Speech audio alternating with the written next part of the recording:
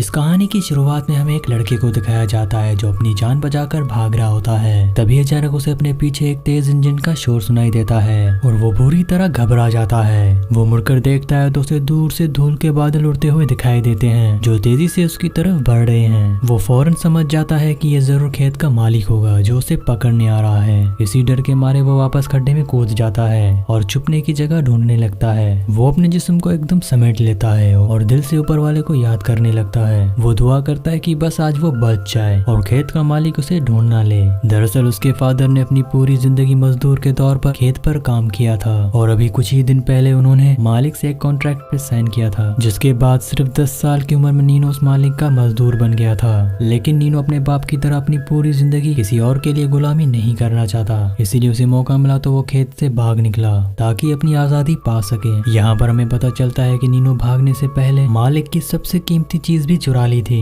वो अपने मालिक की पॉकेट वॉच चुरा कर ले गया था। जब खेत के मालिक को पता चलता है कि नीनो भाग गया और उसकी घड़ी भी ले गया है तो वो गुस्से से पागल हो गया। उसने अपने सभी मजदूरों को इकट्ठा किया और अलग अलग तरफ लड़के को पकड़ने के लिए भेज दिए। यहाँ तक कि उसने नीनो को पकड़ने वाले के लिए एक भारी इनाम भी रख दिया है। यहाँ पर हम नीनो के बाप को देखते हैं जो भागकर मालिक के पास आता है और अपने बेटे की माफी मांगता है। लेकिन इस बार मालिक बहुत ही गुस्से में होता है, उसे डांट कर वहाँ से भेज देता है और खुद भी नीनो को ढूंढने के लिए निकल पड़ता है। वहीं दूसरी तरफ हमें नीनो को दिखाया जाता है जो भागता हुआ एक बड़े पेड़ के नीचे पहुंच जाता है। यहाँ उसकी बहन उसके लिए काफी देर से इंतजार कर रही होती है ताकि वो उसकी मदद कर सके। नीनो जल्दी से उन कपड़ों को बदलता है जो उसकी बहन अपने साथ लाई थी। वो अपनी बहन से कहता है कि मेरे पुराने कपड़े दूसरे रास्ते पर फेंक देना ताकि मालिक के कुत्तों को भटकाया जा सके और वो गलत रास्ते पर चले जाएं। अपनी बहन को नीनो अलविदा कहकर फिर से वहाँ से भाग निकलता है। वो अपनी पूरी ताकत से दौड़ता रहता है और वो एक पल के लिए रुकने की हिम्मत भी नहीं करता।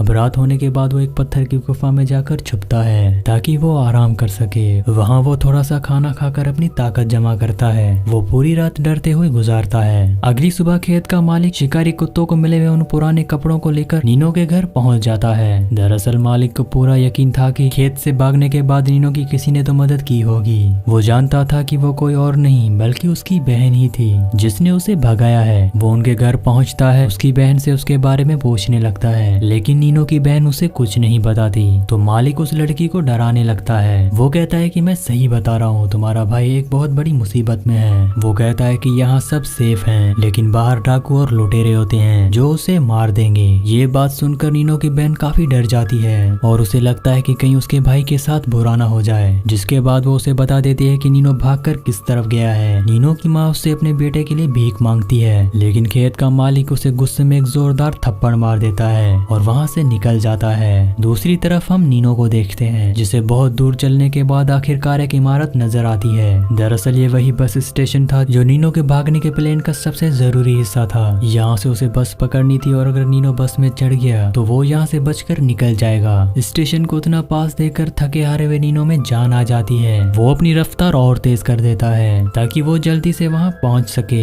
लेकिन तभी अचानक उसके कानों में पीछे से इंजन की आवाज सुनाई देती है। दूर से उड़ती हुई धूल को देखकर नीनो का दिल जोर से धड़कने लगता है। उसे समझ में आ जाता है कि ये जरूर खेत का मालिक ही है जो उसका पीछा कर रहा था। अब कहानी वापस वहाँ आ जाती है जहाँ से शुरू हुई थी। जैसे जैसे मालिक और पास आता गया नीनो का डर बढ़ता रहा। उसकी सांसें तेज हो गई और उसने अपनी आंखों को बंद कर दिया, मानो उसने खुद को किस्मत के हवाले छोड़ दिया हो कि अब जो होगा देखा जाएगा। पर खुशकिस्मती से हवा में उड़ती हुई धूल ने नीनो को बचा लिया। इस धूल की वजह से खेत के मालिक की नजर उस पर नहीं पड़ी और वो बच गया। मालिक जल्दी से बस स्टेशन के आसपास लोगों से पूछकर नीनो के पता लगाने की कोशिश करता है, लेकिन उसके बारे में उसे कुछ भी पता नहीं चलता। नीनो छुपकर उसे देख रहा होता है। तभी वो बस जिसे उसमें भागना था वो धीरे धीरे स्टेशन से निकलकर दूर चली जाती है। ये देखकर नीनो को बहुत ही दुख होता है क्योंकि इस दूर दराज स्टेशन पर बसेस बहुत ही कम आती है। यहाँ पर अगली बस अब सीधा 4 दिन के बाद आएगी जो नीनो के लिए बहुत ही लंबा वक्त है। लेकिन खेत का मालिक उसे ऐसे छोड़ने वाला नहीं था क्योंकि नीनो सिर्फ कोई भागा हुआ मजदूर नहीं है बल्कि उसने मालिक की एक बहुत बड़ी कीमती चीज चुराई है। मालिक ने सोच लिया होता है कि वो खुद नीनो को पकड़ेगा, चाहे उसे दुनिया का कोना कोना छानना पड़े। वो अपने एक आदमी को स्टेशन पर ही छोड़ देता है ताकि वो यहाँ पर रहकर निगरानी करे। वो आदमी वहीं पर ही रुक जाता है ताकि जैसे ही नीनो दिखे वो उसे पकड़कर मालिक को बता सके। जिसके बाद मालिक अपने बाकी साथियों के साथ यहाँ से निकल जाता है। बस छूटने के बाद नीनो के पास पैदल चलने के अलावा और कोई रास्ता नहीं होता। साथ ही वो पकड़े जाने के खौफ में इतना डरा हुआ है कि वो किसी भी आम आदमी को देखकर डर जाता है। इसी चक्कर में वो एक ढलान से नीचे गिरने वाला था, लेकिन जैसे तैसे घास को पकड़कर वो अपने आप को बचा लेता है, जिससे उसकी जान बच जाती है। अपनी पूरी ताकत लगाकर नीनो वापस ऊपर आता है, लेकिन अब उसमें रुकने की हिम्मत नहीं होती। वो लड़खड़ाता हुआ आगे बढ़ता जाता है। तभी उसे पता चलता है कि उसके गिरने की वजह से उसका कंपास टूट गया है और वो अब काम नहीं कर रहा। अब उसके लिए भागना और भी ज्यादा मुश्किल हो गया है, क्योंकि इस सुनसान इलाके में समझ पाना बहुत ही मुश्किल है कि वो किस तरफ जा रहा है। बहुत देर तक चलने के बाद उसे एक आदमी नजर आता है जो अपने जानवरों को पानी पिला रहा होता है। पानी को देखकर नीनो का मन कहता है कि वो भी पानी पिए, लेकिन वो ऐसे रिस्क नहीं ले सकता। वो थोड़ा शांत होकर उसी चट्टान के पास छुपा रहता है और रात होने का इंतजार करता है। और जैसे ही अंधेरा होता है वो धीरे धीरे उसके पास जाता है और जल्दी से अपना बैग उठाकर घबराहट में उस आदमी का खाना चुराने लगता है ताकि वो कुछ खा सके। लेकिन तभी अचानक वो आदमी नीनो को देख लेता है। अब जैसे ही वो आदमी उसकी तरफ बढ़ता है तभी अचानक डरा हुआ नीनो वहाँ से भागने लगता है, लेकिन वो आदमी उसे नीचे गिरा देता है। पर दोबारा उठकर नीनो वहाँ से भागने लगता है। उसके पास इतना टाइम नहीं होता कि वो अपना बैग उठा सके। बैग छूटने के बाद नीनो के पास अब कुछ नहीं बचा, न कोई खाना और ना ही कोई पानी। अब बहुत देर चलने के बाद उसे दूर एक पुराना घर दिखाई देता है। वो सोचता है कि शायद यहाँ कोई हो जो मुझे खाना और पानी दे सके। इसी उम्मीद में वो अपने आसपास देखने लगता है और हिम्मत जोड़कर उस घर के पास जाने लगता है। लेकिन जब वो अंदर जाता है तो अंदर सिर्फ एक पुराना टूटा हुआ कुआं होता है। नीनो एक पत्थर उठाता है और उसके अंदर फेंक देता है ताकि उसे पता चले कि अंदर पानी है या नहीं। वो काफी देर तक वेट करता है लेकिन पानी की आवाज नहीं आती, जिसे नीनो को समझ आ जाता है कि अंदर कुआं खाली है, जिससे वो पूरी तरह मायूस हो जाता है। वो बहुत ही भूखा और बहुत ही प्यासा होता है और उसमें अब बर्दाश्त नहीं होती और वो वहीं पर ही बेहोश हो जाता है। जिसके बाद उसे एक आदमी देख लेता है। वो उसे होश में लाने की कोशिश करता है। अब जैसे ही नीनो को होश आता है तो वो घबरा जाता है। वो आदमी उसे शांत करता है। वो आदमी नीनो की जान बचाने के लिए कपड़े के टुकड़े को पानी में भिगोकर उसके होठों पे रखता है और कुछ इस तरह उसकी जान बच जाती है। अब इसके बाद जब नीनो को होश आता है तो उसे एहसास होता है कि ये कोई और नहीं बल्कि वही आदमी है, यानी चरवाहा, जो कुछ देर पहले जानवरों को पानी पिला रहा था। वो आदमी नीनो को खाना चुराने के लिए कुछ नहीं कहता, बल्कि वो अपना खाना पीना उसके साथ शेयर करता है। जो बैग नीनो गलती से छोड़ आया था वो भी वो उसे वापस कर देता है और इसके बाद ये दोनों के दोनों एक साथ सफर करने लगते हैं। वो आदमी अपने सर पर बांधने वाला कपड़ा भी नीनो को दे देता है ताकि वो इस तेज धूप से बच सके। साथ ही उस आदमी के पास खाना पहले ही कम था और अब उसे 2 लोगों में बांटना पड़ रहा है। इसीलिए ये खाने का सिस्टम बनाते हैं कि ये एक दिन खाना खाएंगे और एक दिन भूखे रहेंगे।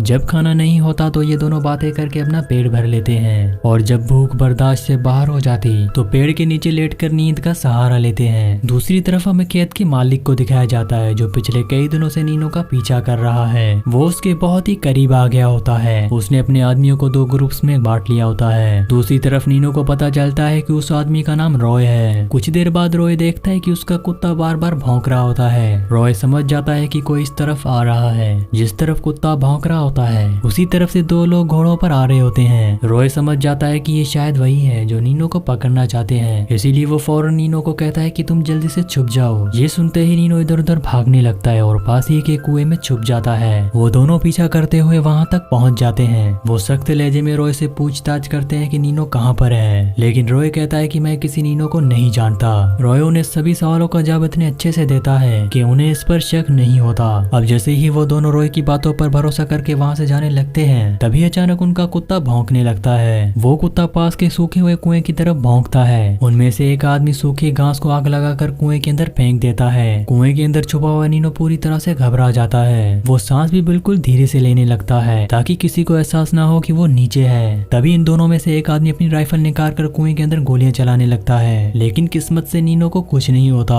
और वो बच जाता है। उनका ध्यान भटकाने के लिए रॉय कहता है कि कल मैंने एक पास ही की घाटी में गीत देखे थे, हो सकता है कि वो लड़का वहीं मरा पड़ा हो। एक आदमी उसकी बात मान जाता है, लेकिन दूसरा आदमी उससे पूछता है कि तुमने यूरिन कहाँ किया था। दरअसल दीवार के कोने में नोनी ने यूरिन किया था, लेकिन वो आदमी इस बात का इस्तेमाल करके जानना चाहता था कि कहीं रॉय झूठ तो नहीं बोल रहा। अब रॉय को सही जगह पता नहीं होती, इसलिए वो एक जगह का तुक्का मारता है, लेकिन रॉय से यहाँ पर एक बहुत बड़ी गलती हो जाती है और वो पकड़ा जाता है। वो लोग रॉय को बहुत ही बुरी तरह से पीटते हैं। फिर भी रॉय जब उन्हें नीनो के बारे में कुछ नहीं बताता तो वो अपनी चाल बदल देते हैं। वो उसे बोलने पर मजबूर करने के लिए उसके सामने उसकी भेड़ों को खत्म कर लेते हैं। ये भेड़ें रॉय के जीने का सहारा थी और अपनी आंखों के सामने उन्हें मरता देखकर रॉय को बहुत ही गुस्सा आता है, लेकिन वो फिर भी उन्हें नीनो के बारे में नहीं बताता। जिसके बाद वो लोग उन मरी हुई भेड़ों को सीधा कुएं के अंदर फेंक देते हैं, जहाँ अंदर नीचे नीनो छुपा हुआ होता है। इसके बाद वो लोग रॉय के प्यारे कुत्ते को भी मारकर कुएं के अंदर फेंक देते हैं। अब बहुत देर के बाद नीनो ऊपर आने की कोशिश करता है और वो जल्दी से उठकर ऊपर चढ़ने लगता है। कुएं के किनारे से वो झांक कर देखता है कि जिस आदमी ने उसे बचाया था वो दो आदमी उसके ऊपर जुल्म कर रहे होते हैं। ये दोनों रॉय के गले में रस्सी डालकर उसे खींचने लगते हैं। जख्मी और खून से सना हुआ रॉय नोनी को देख लेता है। वो उसे धीरे से सर हिलाकर कहता है कि कोई भी बेवकूफी मत करना, लेकिन तभी नीनो की नजर वहाँ पर एक पास पड़ी राइफल पर पड़ती है। नीनो जैसे तैसे करके अपनी हिम्मत जुटाता है और कुएं से बाहर निकलता है। जब उन दोनों आदमियों का उस पर ध्यान नहीं होता, उसी पर नीनो खुद को और रॉय को बचाने के लिए उस पर गोली चला देता है। इसी हंगामे में उस मालिक का एक आदमी मारा जाता है, जिसके बाद रॉय चाहता तो उस बचे हुए आदमी को भी मार सकता था, लेकिन वो किसी की जान नहीं लेना चाहता। रॉय ने उस बाकी बचे हुए आदमी को जाने दिया।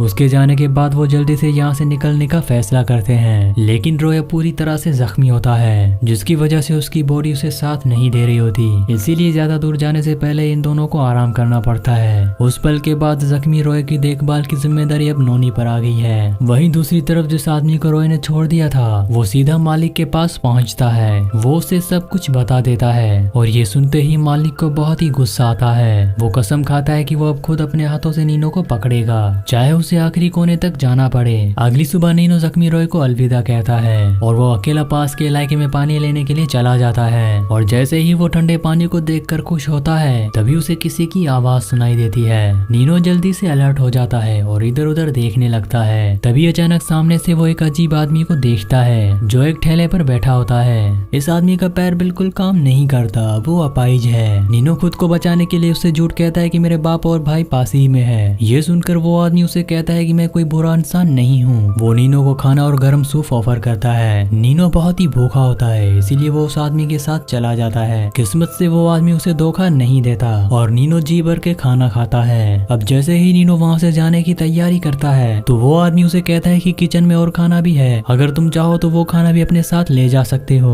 नीनो खुश होकर अंदर किचन में जाता है, लेकिन वहाँ उसे कोई भी खाना नजर नहीं आता। तभी अचानक किचन का दरवाजा कोई बंद कर देता है और अब नीनो वहाँ पर कैद हो चुका है। वो घबरा कर चिल्लाने लगता है, लेकिन बाहर से कोई जवाब नहीं आता। तब उसे समझ में आ जाता है कि वो लंगड़ा आदमी वहाँ से जा चुका है। वो अपने छुरे की मदद से लकड़ी के दरवाजे में सुराख करने लगता है। इसके बाद वो उसी सुराख में हाथ डालकर वो उस दरवाजे को खोल लेता है। नीनो दौड़कर कमरे से बाहर निकलता है और वो देखता है कि वो लंगड़ा आदमी उसके गधे को भगाकर ले जा रहा है। दरअसल ये सब उस आदमी ने नीनो के गधे को चुराने के लिए किया था। ये देखकर नीनो को बहुत ही गुस्सा आता है और वो उसके पीछे भागने लगता है। वो एक पत्थर उठाता है और अपनी पूरी ताकत से उस लंगड़े आदमी की तरफ फेंकता है, जिससे वो लंगड़ा आदमी जमीन पर गिर जाता है और उससे माफी मांगने लगता है। नीनो उस आदमी को छोड़ देता है, लेकिन वो आदमी धोखे से एक बार फिर से हमला कर लेता है। अब नीनो खुद को बचाने के लिए गुस्से से उसके ऊपर एक पंच मारता है, जिससे वो आदमी वहीं पर ही बेहोश हो जाता है। ये देखकर नीनो घबरा जाता है कि कहीं वो मर तो नहीं गया। वो अपने गधे को वहाँ से लेकर चला जाता है। नीनो वापस रॉय के पास पहुँचता है और उसे सब कुछ बता देता है। ये सुनकर रॉय फैसला करता है कि वो वापस उसी कुएं के पास जाएंगे और सबसे खतरनाक बात ये होती है कि वहाँ पर खेत का मालिक भी पहुँच चुका होता है। वो लंगड़ा आदमी जमीन पर पड़ा हुआ मालिक से मदद की भीख मांगता है, लेकिन मालिक को उसकी जिंदगी से कोई मतलब नहीं होता। वो उसे नीनो के बारे में पूछता है और उसके बाद उसे गोली मारकर कुएं के अंदर फेंक देता है। थोड़ी देर बाद नोनी और रॉय उसी जगह पर लौटते हैं। यहाँ पर नीनो की किस्मत अच्छी होती है कि वहाँ पर मालिक नहीं होता। रॉय जमीन पर खून के निशान देखता है और कुएं के अंदर उस आदमी की लाश पड़ी होती है। रॉय उस लाश को निकालकर अच्छे तरीके से दफना देता है, जिसके बाद वो अपना आगे का सफर जारी रखता है। जल्द ही ये दोनों एक वीरान स्टेशन पर जाकर पहुंचते हैं, जहां पर आखिरकार उसका सामना उस खेत के मालिक से हो ही जाता है। रॉय जल्दी से नीनो को एक कमरे के अंदर छुप जाने के लिए कहता है और खुद बाहर बंदूक के साथ खड़ा हो जाता है ताकि वो मालिक का सामना कर सके।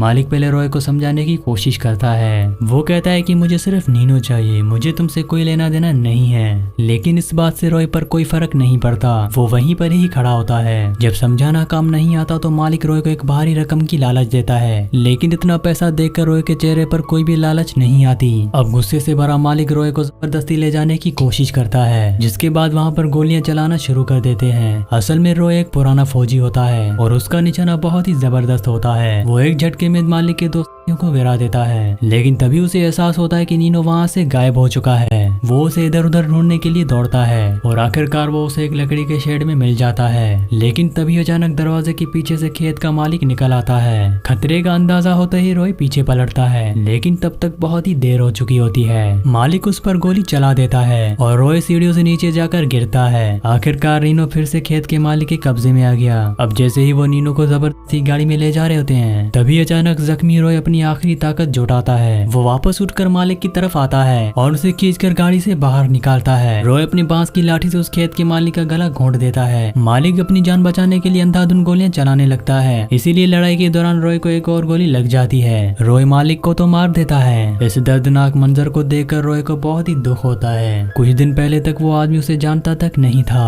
और आज नीनो की आजादी के लिए रॉय ने अपना सब कुछ कुर्बान कर दिया। अब नीनो उस आदमी को बहुत ही अच्छे से दफना देता है और इसके बाद वो अपना सारा सामान लेकर एक नई जिंदगी की तरफ बढ़ चलता है। और कुछ इस तरह से नीनो आजाद तो हो गया, लेकिन उसकी कीमत रॉय ने चुकाई। और इसी सीन के साथ इस मूवी इस कहानी का एंड हो जाता है। नेक्स्ट मूवी आप कौन सी सुनना चाहते हैं प्लीज हमें कमेंट्स में लाजमी बताइएगा। और अगर आप लोगों को ये हमारी वीडियो पसंद आई हो तो प्लीज हमारी वीडियो को लाइक और चैनल को सब्सक्राइब लाजमी से कर दीजिएगा।